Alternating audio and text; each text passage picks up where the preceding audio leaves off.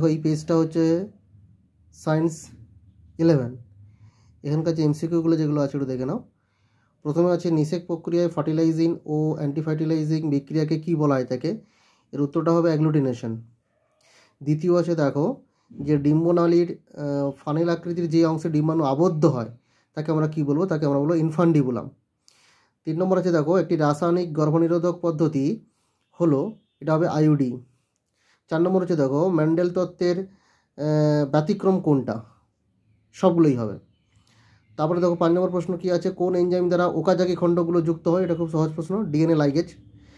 তারপরে আছে কি দেখো যে প্রদত্ত কোনটিকে মনোজমি বলা হয় থাকে, এটা হবে 2n-1। তারপরে প্রশ্ন দেখো যে সরীসৃপের স্বর্ণযুগ বলা হয়, এটা হবে মেসোজোইক যুগকে। তারপরে প্রশ্ন হচ্ছে ঘাম, অশ্রু ও লালারসে কোন অ্যান্টিবডি থাকে, এটা হবে আইজিএ।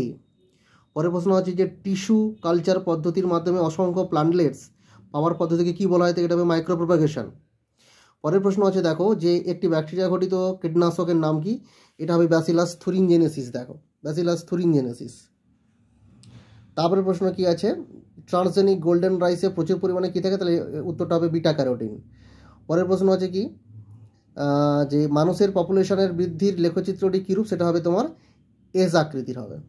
তারপরে প্রশ্ন কি আছে যে বাস্তুতান্ত্রিক শক্তি প্রবাহ কি হয়, এটা হচ্ছে সবসময় একমুখী হবে। তারপরে প্রশ্ন আছে কি নিচের কোনটি ইনসিটু সংরক্ষণের সঙ্গে সংশ্লিষ্ট নয়, তাহলে উত্তর হবে কি জিন ব্যাংক। পরে যে 1 মার্কে যে প্রশ্নটা আছে সেটার উত্তরগুলো কী হবে দেখে নাও একটু।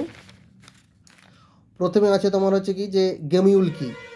গেমিউল হচ্ছে যে জনিত্রীজনুর জীবের দেহের ভিতরের তল থেকে সৃষ্ট স্বচ্ছ আবরণ দ্বারা আবৃত কোরক থেকে অপত্য জীব সৃষ্টি হয়, সেই পদ্ধতিকে বলা হয় থাকে গেমিউল উৎপাদন বলা হয় থাকে। উদাহরণ তুমি দিবে স্পঞ্জিলা নামক মিষ্টি জলের স্পঞ্জ, সাইকন, স্কাইফা প্রভৃতি। পরের প্রশ্ন ছিল দেখো যে সিফিলিস রোগের জীবাণুর নাম কি, এটা হবে ট্রিপোনিমা প্যালিডাম। এটি একটি সর্পিল আকারের ব্যাকটেরিয়া তথা হচ্ছে স্পাইরোকিট, এর সংক্রমণে ঘটে থাকে।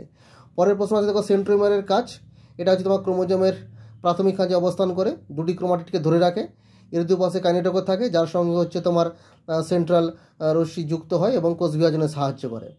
তারপরে প্রশ্ন হচ্ছে দেখো যে মানবদেহে কোন অ্যান্টিবডি বেশি থাকে, তোমার উত্তর হবে আইজিজি অ্যান্টিবডি সবচেয়ে বেশি পরিমাণে থাকে। তারপরে প্রশ্ন আছে দেখো যে হেলিওফাইট এবং সিওফাইটের মধ্যে পার্থক্য। হেলিওফাইট হচ্ছে উজ্জ্বল আলোতে জন্মায়, সিওফাইট হচ্ছে কম আলোতে জন্মায়।